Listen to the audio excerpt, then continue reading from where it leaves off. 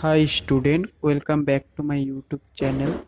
আজকে আমি তোমাদের ক্লাস 8-এর দেওয়া 15 দিনের স্বশিক্ষণ সামগ্রী নং 2-এর বেঙ্গলি সাবজেক্টের কোশ্চেনগুলো সলভ করে দেব। এর আগে আমি আরও দুটা ভিডিও বানিয়ে দিয়েছি, সেটার লিংক আমি নিচে দিয়ে দেব। আর এই ভিডিওতে আমি জোনাকি লেসনের থেকে দেওয়া কোশ্চেনের 15 নম্বরের খ নম্বর আর 17 নম্বরটা বানিয়ে দেব। কারণ আগের ভিডিওতে আমি 15 নম্বরের খ নম্বর আর 17 নম্বরটা দিইনি, আর আমি বলেছিলাম যে তোমরা না পারলে কমেন্ট করে বলবে। তো আমার অনেক কমেন্ট এসেছিল, সেই জন্য আমি এই ভিডিওটি বানিয়ে দিলাম। ভিডিওটি যদি তোমাদের ভালো লাগে তাহলে একটা লাইক করে দেবে, আর যদি চ্যানেলটিতে নতুন এসে থাকো কেউ, তাহলে চ্যানেলটি সাবস্ক্রাইব করে রাখবে যাতে নেক্সট ভিডিওর নোটিফিকেশন পাও। এখন কোশ্চেনটি দেখো, 15 নম্বর যে দেওয়া আছে, নিচের বাক্যগুলো ভালো করে পড়ো, এরপর নিজস্ব অভিজ্ঞতা প্রকাশ করে লেখো। তো ক নম্বরটা আগেই দিয়ে দিয়েছি। খ নম্বরটা, যে ঈশ্বর আমাদের হৃদয়ে বিরাজমান থাকেন। তো এই সেন্টেন্সটা দিয়ে তোমাদের কিছু বলতে বলেছে, আমি দিয়ে দিচ্ছি, দেখো। অ্যান্সারটা দেখো যে দেওয়া আছে, ঈশ্বর বাস করেন মানুষে অনুভব করার ক্ষমতায়।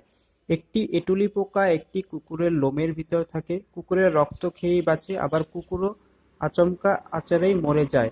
তার জগৎ কুকুরের ঘিরে ধরা যায় এই কুকুরটি তার কাছে ঈশ্বর স্বরূপ। আবার এই কুকুরটি দেখেছে মানুষ তার থেকে অনেক সহজে অনেক বেশি।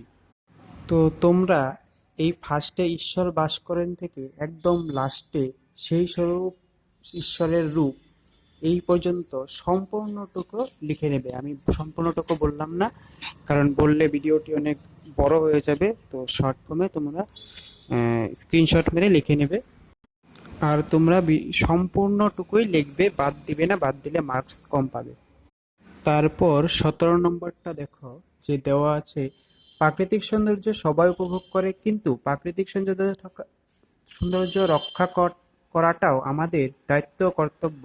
প্রকৃতির সৌন্দর্য তথা ভারসাম্য রক্ষা, অর্থাৎ পশু প্রাণী গাছপালা পোকা পাখি ইত্যাদি রক্ষণাবেক্ষণ তোমায় কি ভূমিকা হওয়া উচিত সে সম্পর্কে সংক্ষেপে একটি অনুচ্ছেদ লেখো। মানে প্রকৃতি সংরক্ষণের জন্য তোমার কি ভূমিকা নিতে পারবে সেটা লিখতে বলেছে। উত্তরটি দেখে নাও, আমি এইখানে দিয়ে দিয়েছি, তোমরা দেখে লিখে নাও। আমি সম্পূর্ণ বলবো না, আগেই বলেছি সম্পূর্ণ বললে ভিডিওটি অনেক বড় হয়ে যাবে, তাই তোমরা স্ক্রিনশট মেরে লিখে নাও। এই পেজটি কমপ্লিট হয়েছে, এবার এই পেজটি দেখো। এখন এই পেজটি লিখে নাও, তারপর আরও 2টা পেজ আছে, এই 4টি পেজই তোমরা দেখে তোমাদের মতো করে নিজের মতো বানিয়ে লিখে নাও। এই পেজটি কমপ্লিট হওয়ার পরে তারপর এই পেজটি দেখো। নেক্সটে এই পেজটি লিখে নাও ভালো মতো স্ক্রিনশট মেরে।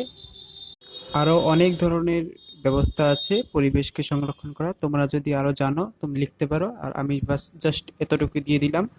আর তোমরা ভিডিওটি তোমার বন্ধু বান্ধবীদের সাথে শেয়ার করে দিও যাতে তারাও এই সাহায্যটা পায়। ওকে, থ্যাংক ইউ, বাই।